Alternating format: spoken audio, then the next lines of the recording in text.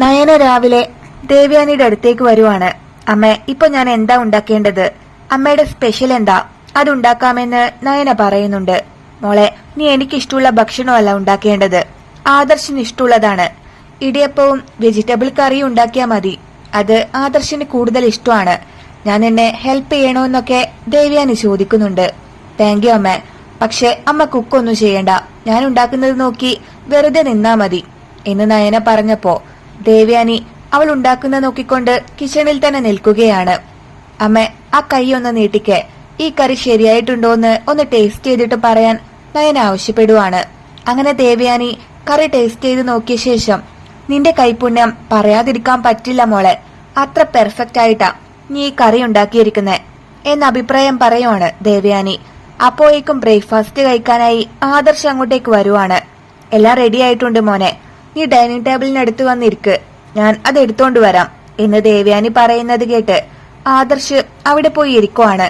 മോനെ കഴിക്കടാ, നയനുണ്ടാക്കിയ ഇടിയപ്പവും വെജിറ്റബിൾ കറിയുമാണ് എന്നു പറഞ്ഞ ദേവയാനി അതൊക്കെ ആദർശിന് വിളമ്പി കൊടുക്കുവാണ്.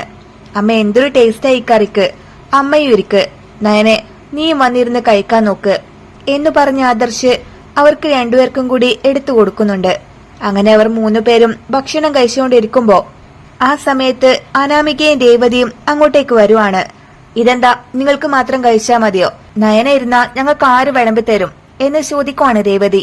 രേവതി, നിങ്ങൾക്ക് 2 കൈയുണ്ടല്ലോ, എടുത്ത് കഴിച്ചൂടെ? അല്ലെങ്കിൽ അനാമികയോട് പറയണം. എന്തായാലും നയന ഇത് കഴിച്ചു തീരാതെ ഇവിടെ എഴുന്നേൽക്കുന്ന പ്രശ്നമില്ല. അങ്ങനെ ദേവയാനി രേവതിക്ക് മറുപടി കൊടുക്കുന്നുണ്ട്. അങ്ങനെ അവസാനം രേവതി അനാമികയും കൂടി അവിടെ ഇരുന്ന് സ്വയം വിളമ്പി കഴിക്കുന്നുണ്ട്. ഈ വെജിറ്റബിൾ കറി ആരുണ്ടാക്കിയതാ? ഇത് വായിൽ വെക്കാൻ കൊള്ളില്ല, ദേവേശിയുടെ മരുമകൾ ഉണ്ടാക്കിയതാവും. വായിക്ക് രുചിയായിട്ട് വല്ലതും വച്ചുണ്ടാക്കാൻ ഇവൾക്ക് അറിഞ്ഞൂടെ?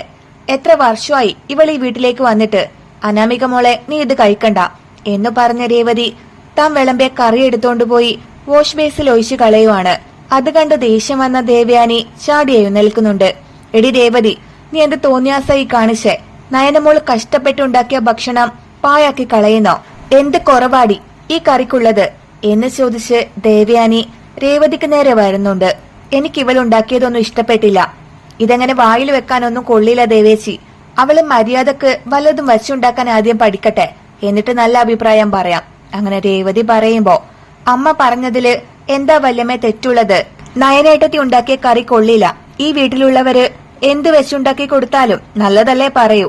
പക്ഷെ ഞങ്ങൾ അങ്ങനെയല്ല, ഞങ്ങള് ഉള്ളത് മുഖത്ത് നോക്കി പറയുന്ന കൂട്ടരാ. അങ്ങനെ അനാമിക പറയുന്നുണ്ട്. നല്ല രുചിയായിട്ട് തന്നെയാ നയനമോള് കറി ഉണ്ടാക്കി വച്ചിരിക്കുന്നെ. മര്യാദകേട് കാണിച്ചത് നിന്റെ അമ്മയാടി. നിങ്ങൾക്ക് വേണ്ടെങ്കിൽ കഴിക്കണ്ട, അതിന് ആഹാരം എടുത്തോണ്ടുപോയി കളയാൻ ആരാ നിന്റെ അമ്മയ്ക്ക് അനുവാദം കൊടുത്തേ? രേവതി, ഇതിന് നയനമോളോട് നീ മാപ്പ് പറഞ്ഞേ പറ്റൂ, ഇല്ലെങ്കിൽ പച്ചവെള്ളം പോലും രേവതിക്ക് ഈ വീട്ടിൽ നിന്ന് കിട്ടില്ല. അങ്ങനെ ദേവയാനി പറഞ്ഞപ്പോ, ഇവളോട് മാപ്പ് പറയേണ്ട ഗതികേടൊന്നും എനിക്കില്ല ദേവേച്ചി. ഞങ്ങൾക്ക് ഈ വീട്ടിൽ നിന്ന് ആഹാരം കിട്ടില്ല എന്ന് പറഞ്ഞാലോ അത് പറയാൻ ദേവേച്ചി ആരാ? ദേവേച്ചിയുടെ മോൻ മാത്രമാണോ ഈ വീട്ടിൽ സമ്പാദിച്ചു കൊണ്ടുവരുന്നേ? ഞങ്ങളെ അനിമോന്റെ കാശുകൊണ്ടാ ഇവിടെ ജീവിക്കുന്നേ. ഇതൊക്കെ ജാനകി കേട്ടില്ലേ എന്ന് പറയുവാണ് രേവതി. അവരോട് അമ്മ മാപ്പ് പറയൊന്നും വേണ്ട, അവൾ ഉണ്ടാക്കുന്നത് ഒട്ടും രുചിയില്ലാമേ എന്നൊക്കെ അനാമിക പറയുമ്പോ, അതെ മോളെ, നയന ഉണ്ടാക്കുന്നതൊന്നും എനിക്കും ഇഷ്ടമുണ്ടായിട്ടല്ല, പിന്നെ തീരെ നിവൃത്തിയില്ലാത്തോണ്ട് കഴിക്കുന്നുവെന്ന് മാത്രം. ഇതിന്റെ പേരില് രേവതി പോയി നയനയോട് മാപ്പ് പറയേണ്ട കാര്യമൊന്നുമില്ല. ഏട്ടത്തി അങ്ങനെ പലതും പറഞ്ഞെന്നിരിക്കും, അതൊന്നും നിങ്ങൾ അനുസരിക്കണ്ട. അങ്ങനെ ജാനകി മറുപടി കൊടുക്കുവാണ്. എന്നാലേ നയന വെച്ചുണ്ടാക്കുന്നതൊന്നും ഇനി മുതൽ ജാനകിയും മക്കളും കഴിക്കാൻ നിക്കണ്ട. ഇത്രയും നാള് നയനുണ്ടാക്കിയ ഫുഡ് കഴിച്ച ജാനകിക്ക് ഒന്നും പ്രശ്നം ഉണ്ടായിരുന്നില്ലല്ലോ. ഇപ്പൊ മരുമകളും അവളുടെ വീട്ടുകാരും ഒക്കെ വന്നപ്പോ നയനയുടെ ഫുഡിനെ കുറ്റം പറയാൻ തുടങ്ങി. നാളെ മുതല് നിങ്ങൾക്ക് വലതും കഴിക്കണമെങ്കില് ജാനകിയും രേവതിയും തന്നെ അടുക്കളയിലോട്ട് കയറണം. നയനമോള് വെച്ചുണ്ടാക്കിയ ഭക്ഷണം കഴിക്കാന് ജാനകി വന്ന ഈ ദേവയാനി ആരാണെന്ന് നിങ്ങൾക്ക് ഞാൻ അറിയിച്ചു തരാം. അങ്ങനെ ദേവയാനി അവർക്ക് വാണിംഗ് കൊടുക്കുവാണ്. പിന്നീട് മുത്തശ്ശനും മുത്തശ്ശിയൊക്കെ ഫുഡ് കഴിക്കാനായി അങ്ങോട്ട് വരുന്നുണ്ട്. എന്താ ദേവയാനി ഇത്? ഇവിടെ ഒരു ബഹളം, ഭക്ഷണത്തിന്റെ മുമ്പിലിരുന്ന് വഴക്കുണ്ടാക്കരുതെന്ന് ഞാൻ അന്നേ പറഞ്ഞതല്ലേ? അങ്ങനെ മുത്തശ്ശൻ ചോദിക്കുമ്പോ, അറിയാച്ച, പക്ഷെ ഈ രേവതി അനാമികയാണ് മനഃപൂർവ്വം ഈ വീട്ടിൽ ഓരോ പ്രശ്നങ്ങൾ ഉണ്ടാക്കുന്നേ. നയനുണ്ടാക്കിയ വെജിറ്റബിൾ കറി കൊള്ളില്ലെന്ന്, എന്നിട്ട് ഈ രേവതി എടുത്ത് അത് വാഷ് ബേസിൽ ഒഴിച്ചു കളഞ്ഞു. നയന രാവിലെ എഴുന്നേറ്റ് കഷ്ടപ്പെട്ടുണ്ടാക്കിയ കറിയായത് എന്നൊക്കെ ദേവയാനി പറഞ്ഞു കൊടുക്കുന്നുണ്ട്. അതെ മുത്തശ്ശ, പെർഫെക്റ്റ് ആയിട്ട് തന്നെയാ നയന ഇതുണ്ടാക്കിയത്. മുത്തശ്ശൻ ഇതൊന്ന് കഴിച്ചു നോക്ക്, എന്നിട്ട് അഭിപ്രായം പറ, ഇതിനൊരു കുറവുമില്ലെന്ന് എന്ന് പറഞ്ഞ ആദർശ് മുത്തശ്ശന് ആ കറി വിളമ്പി കൊടുക്കുവാണ്.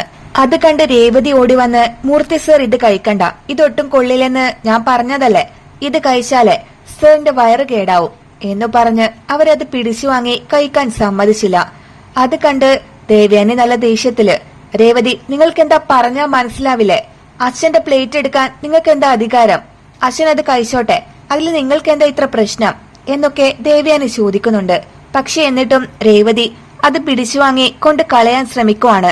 ദേഷ്യം വന്ന ദേവയാനി ടേബിളിൽ വെച്ചിരിക്കുന്ന കറിയെടുത്ത് രേവതിയുടെ ദേഹത്തേക്ക് ഒഴിക്കുന്നുണ്ട്. വല്യമ്മ എന്ത് വൃത്തികേടാ ഈ കാണിച്ചത്, എന്റെ അമ്മ എന്ത് തെറ്റാ ചെയ്തേ, എന്തിനാ അമ്മയുടെ ദേഹത്തേക്ക് ഈ കറിയെടുത്ത് ഒഴിച്ചേ എന്ന് ചോദിച്ച് അനാമിക ചൂടാവുന്നുണ്ട്. മിണ്ടാതിരിക്കുന്നത് അനാമികെ, നിനക്കും കൂടി നല്ലത്, ഇല്ലെങ്കിൽ നിന്റെ മുഖത്തും ഞാൻ ഇതുപോലെ എടുത്തൊഴിക്കും, നിന്നെ നിന്റെ അമ്മയുടെ അഹങ്കാരത്തിന് ഞാൻ ചെയ്തതില് ഒരു തെറ്റുമില്ല എന്നൊക്കെ ദേവയാനി പറയുന്നുണ്ട്. ദേവയാനി ചെയ്തത് ക്രൂരത തന്നെയാണ്, എന്ത് പ്രശ്നമുണ്ടെങ്കിലും അത് പറഞ്ഞു തീർക്കല്ലേ വേണ്ടത്, ഇതാണോ ചെയ്യേണ്ടത്, ആരെങ്കിലും ചെയ്യുന്ന കാര്യമാണോ ഏട്ടത്തി ഈ ചെയ്തിരിക്കുന്നെ.